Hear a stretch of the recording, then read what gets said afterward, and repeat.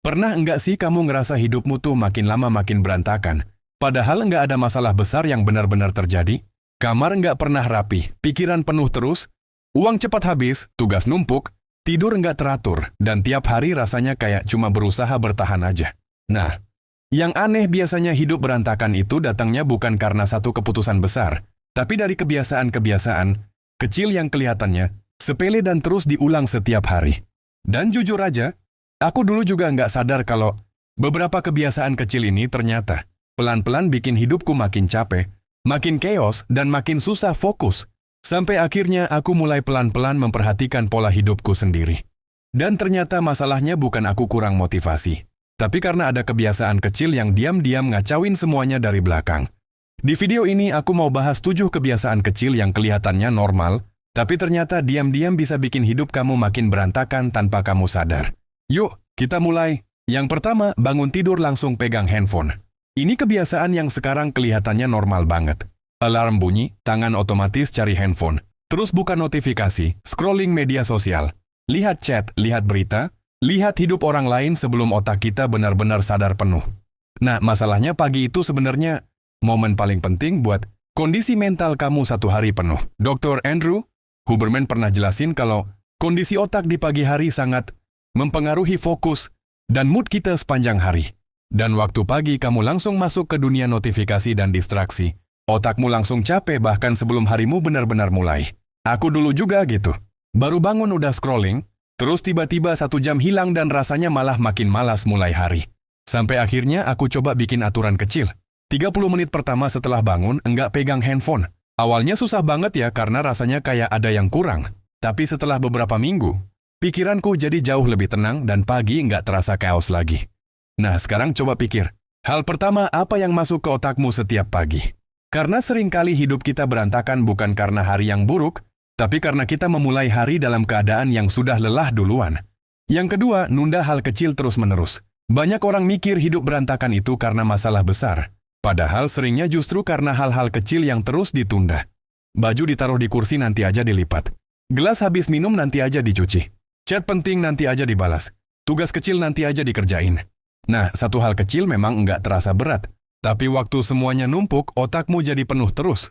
Ada istilah di psikologi namanya Zeigarnik Effect. Otak manusia cenderung terus mengingat tugas yang belum selesai. Jadi walaupun kamu lagi santai, sebenarnya sebagian energimu tetap kepakai buat mikirin hal-hal yang belum diberesin. Dan itu capek banget tanpa sadar. Aku mulai ngerasa hidupku lebih ringan justru waktu mulai nyelesain hal kecil secepat mungkin. Kalau bisa diberesin kurang dari 5 menit, ya langsung aku kerjain. Karena ternyata yang bikin mental penuh itu bukan kerja beratnya, tapi kebiasaan menumpuknya. Nah, sekarang coba lihat sekelilingmu. Ada berapa hal kecil yang sebenarnya bisa selesai hari ini tapi terus kamu tunda. Yang ketiga, terlalu banyak konsumsi konten tapi jarang mencerna. Ini jujur salah satu jebakan terbesar zaman sekarang. Kita nonton video motivasi, podcast, self-improvement, konten finansial, konten produktivitas, tapi semuanya cuma lewat begitu aja. Dan tanpa sadar otak kita jadi penuh informasi tapi kosong tindakan. Kita jadi ngerasa produktif padahal sebenarnya cuma konsumsi terus. Aku dulu juga sempat ada di fase itu. Rasanya tiap hari belajar banyak hal, tapi hidup enggak berubah-ubah juga. Sampai akhirnya aku sadar masalahnya bukan kurang informasi, tapi kebanyakan input dan terlalu sedikit praktik. Nah, sekarang aku lebih pilih belajar sedikit tapi langsung dipakai. Karena hidup berubah bukan waktu kamu tahu lebih banyak, tapi waktu kamu mulai melakukan satu hal kecil secara konsisten. Coba refleksi sebentar. Dari semua konten yang kamu konsumsi minggu ini, ada nggak satu hal yang benar-benar kamu praktikkan? Yang keempat, tidur sambil mikirin semuanya. Banyak orang tubuhnya rebahan, tapi pikirannya masih lari kemana-mana. Besok kerja apa ya? Duit cukup nggak ya? Hidup kok gini-gini aja ya?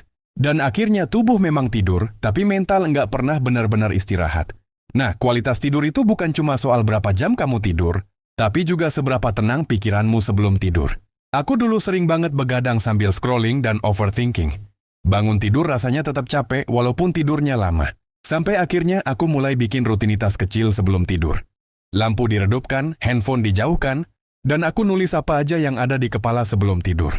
Dan ternyata sesederhana itu aja bisa bikin pikiranku jauh lebih ringan.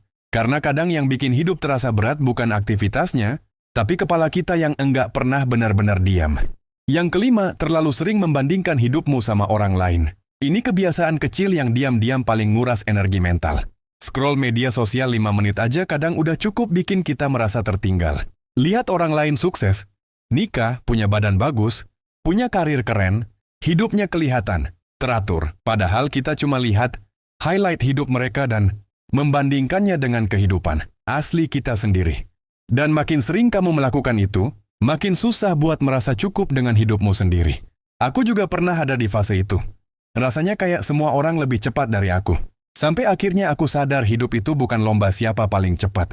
Karena tiap orang mulai dari tempat yang berbeda, punya beban yang berbeda dan jalan hidup yang berbeda juga. Nah, sejak aku mulai fokus sama hidupku sendiri, pikiranku jadi jauh lebih tenang. Sekarang coba tanya ke diri sendiri. Berapa banyak rasa capekmu datang bukan dari hidupmu sendiri, tapi dari terlalu sering melihat hidup orang lain.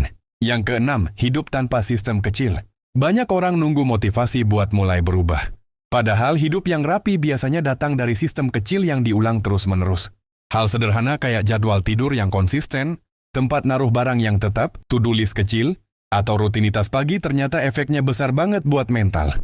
Karena waktu hidupmu punya struktur kecil, otakmu jadi nggak terlalu capek mengambil keputusan terus-menerus. Aku dulu hidupnya random banget. Tidur jam berapa aja, kerja mut-mutan, barang sering hilang karena naruh sembarangan. Dan ternyata hal kecil kayak gitu bikin hidup terasa jauh lebih kaos.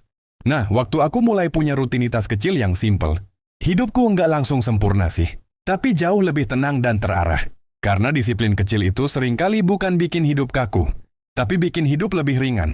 Yang terakhir, terlalu keras sama diri sendiri. Ini yang sering enggak kelihatan. Banyak orang kelihatannya santai dari luar, tapi di dalam kepalanya terus nyalahin diri sendiri. Aku kurang produktif, aku malas. Aku telat dibanding orang lain. Dan suara kecil itu muter terus setiap hari. Nah, kalau kamu hidup dengan tekanan internal terus-menerus, lama-lama mentalmu capek juga. Dan ironisnya makin kamu benci diri sendiri, makin susah buat berubah. Aku baru sadar hidupku mulai membaik justru waktu aku berhenti perang, terus sama diriku sendiri. Bukan berarti jadi malas atau menyerah ya, tapi mulai belajar berubah tanpa terus menghina diri sendiri setiap hari. Karena ternyata manusia berkembang lebih baik waktu merasa aman, bukan waktu terus ditekan. Jadi mungkin hidupmu terasa berantakan sekarang bukan karena kamu gagal. Kadang cuman ada kebiasaan-kebiasaan kecil yang terus diulang, tanpa sadar dan pelan-pelan. Nguras energi, fokus, dan ketenangan hidupmu setiap hari. Tapi kabar baiknya, kalau kebiasaan kecil bisa bikin hidup berantakan, kebiasaan kecil juga bisa pelan-pelan bikin hidup kembali tenang. Dan biasanya perubahan besar itu bukan datang dari satu momen besar, tapi dari keputusan kecil yang kamu ulang setiap hari, mulai dari bangun pagi tanpa scrolling, berhenti nunda hal kecil, tidur lebih tenang, sampai berhenti terlalu keras sama diri sendiri. Karena hidup yang terasa lebih ringan seringkali bukan datang dari hidup yang sempurna, tapi dari hidup yang lebih sadar. Kalau ada satu kebiasaan tadi yang paling relate sama hidup kamu sekarang, coba tulis di komentar ya. Dan kalau kamu mau lanjut bangun hidup yang lebih tenang dan lebih terarah pelan-pelan, kamu bisa klik video berikutnya. Di situ aku bakal bahas kebiasaan kecil lain yang diam-diam bisa mengubah hidup kamu tanpa terasa terlalu berat.